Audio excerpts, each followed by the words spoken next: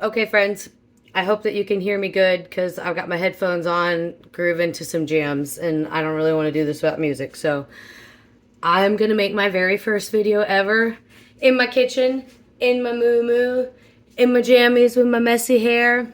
I'm going to call this, like Chelsea's Jam in Kitchen Chaos. I don't know. I am making some kraut. I just got done making this, which is carrot, cabbage, purple cabbage, and garlic. I need to go to the store and get some dill. I have dried dill, but I like fresh dill when I do this.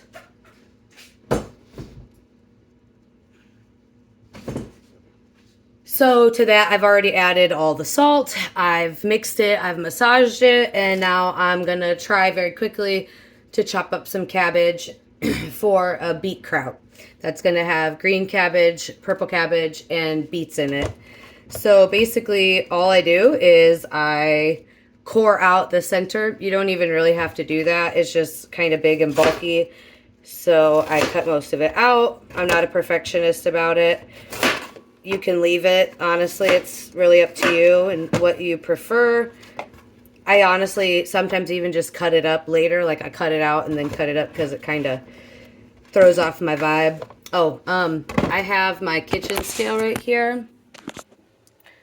And it just went off. It's probably dying. But you want to weigh your cabbages or what you're making because the salt amount is based on weight.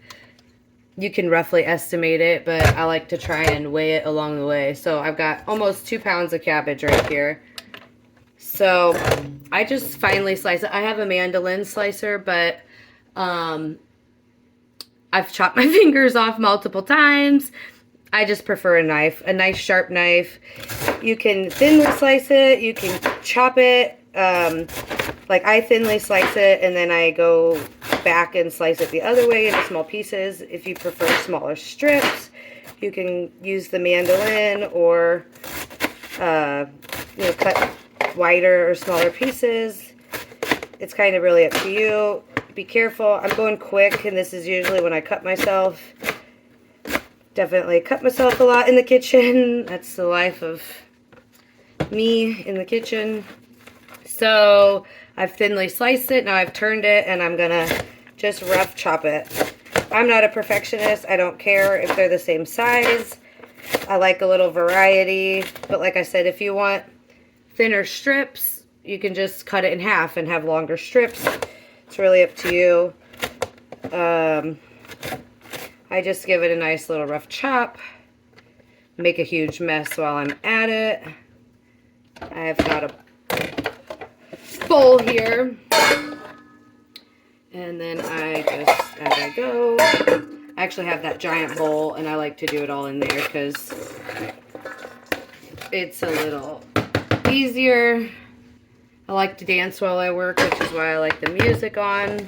Like I said, I hope y'all can hear me. This is totally rough experimentation here. I have no idea if I'm even gonna post this. Practice makes perfect, they say. Cut out the middle. Give it some thin, rough chops. I used to use the mandolin. I used to try and be a little bit more perfectionist about it. Depends on the day, depends on how I'm feeling, but today I'm in a hurry. I got an appointment in 45 minutes in Plymouth and I still got to get dressed. So like in true Chelsea fashion, I'm pushing everything to the last minute. Be careful at the end because this is where we cut ourselves. Okay, turn it, rough chop it.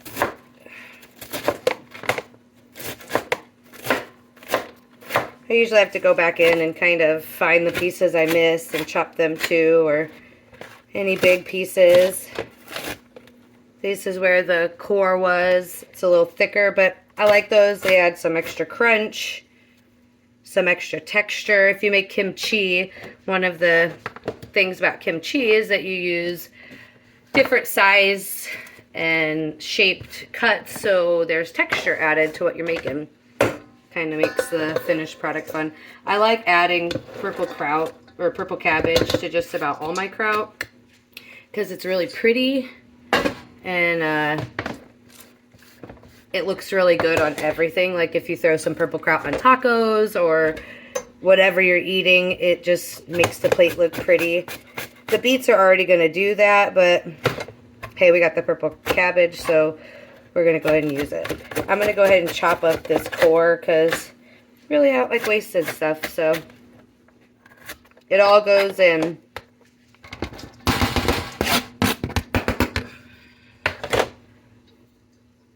I will probably stop here and then cut. I've got a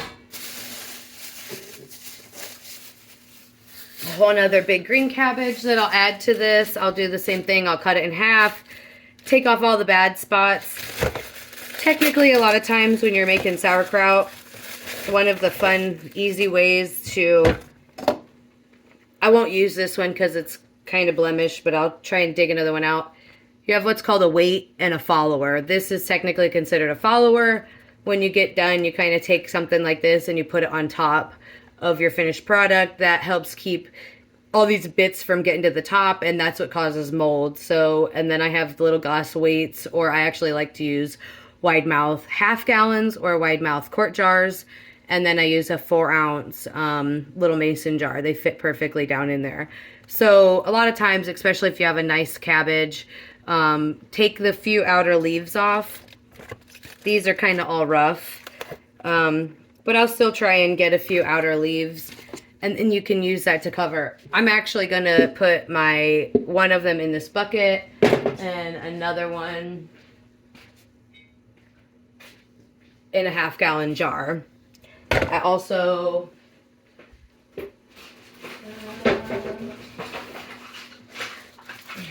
I have these lids. These are called easy fermenter lids. They just go right on top. They've got an air hole so the gases can escape. It's really convenient. I like it a lot. It's better for me than some other methods I've used. So I'll probably cut this here in a little bit when I get home. But I will show you, that was 2 pounds. I have a nice little chart here. I don't know if you can see that. It's got the ratios. It says 5 to 6 grams of salt per pound. I've got 2 pounds, so that means I need 10 grams of salt. I'm going to turn the scale back on. My salt is Celtic sea salt right now, and it's wet, and I did it in my coffee grinder, which I don't use for coffee. I just use for stuff like this. But this salt's in like huge chunks, so I'll have to break those up. Oh, I got to put it on. Make sure that if you're using a scale, you're on the right weight. So I'm going to switch it to grams. That's 6 grams. That's 12. That's good enough. So what I'm going to do, I'm going to just take this salt. Normally, you're not going to have chunky salt like this. You're going to use something like, I like Redmond real salt. And then this is Celtic Gray. I just made the mistake of buying coarse salt, and so I have to grind it.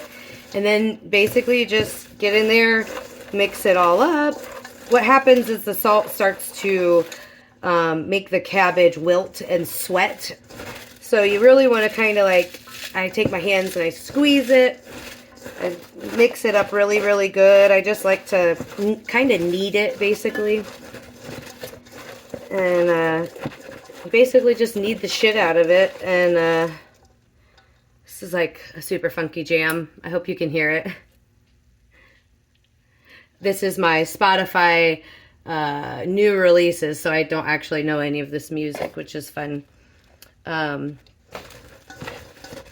Normally I would chop everything into one container, like that big giant bowl, and then I would mix the salt in, but since I'm kind of doing this in a weird way today, I'm going to go ahead and mix this up so it's started to sweat, and then I'll do the same thing to the green cabbage and the beets once I get done chopping those, and then by that point I'll have taken all of the kraut in the big bowl and I'll have put it in my bucket. And then I have a pounder, which is a wooden, it's in the drawer here. Take my messy hands and grab it out. Maybe.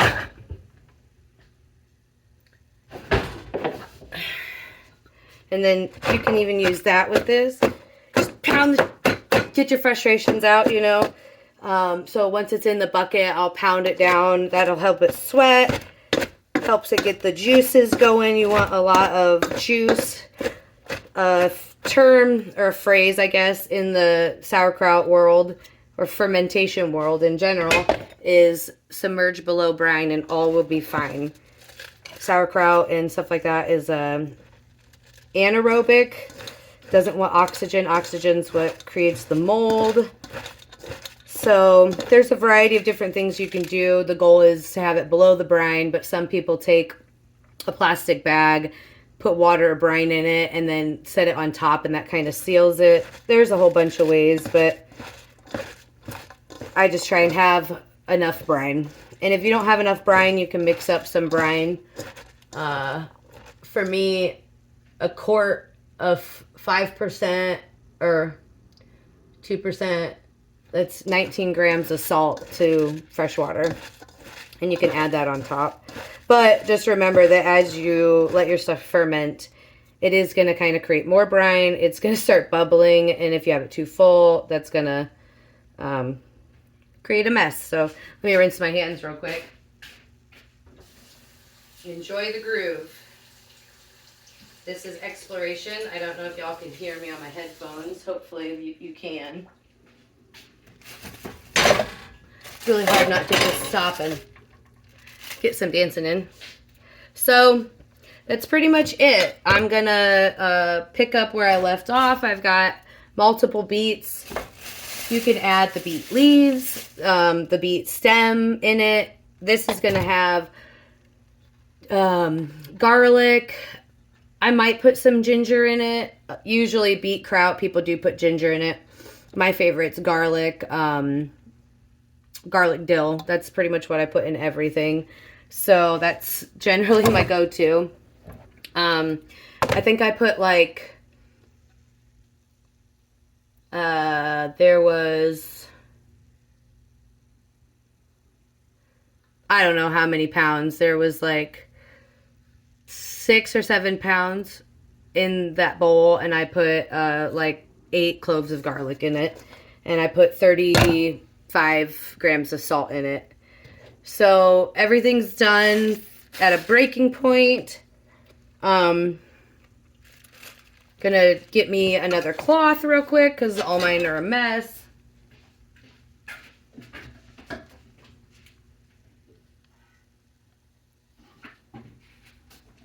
I have a bunch of big tea towels for this kind of stuff. Just gonna cover it, and when I come home, there's gonna be a bunch of juice. I'll show you. So you can see it's kind of wet. There's some moisture in the bottom. The kraut is getting juicy. It's what you want. So when I come home, I'm going to, it tastes salty. You want to kind of taste it while you're going at it. You don't want it to be too salty because it's not really going to lose much saltiness as it ferments. So you want to know if it's not very salty, you might need to add more. If it's too salty, you might want to take some out. So I hope y'all enjoyed that. I hope that the music isn't too much. We'll see when I play this back. I gave my thumb a little cut earlier. It's burning because of the salt. Yeah, so if you like this, I'm going to explore doing more of these.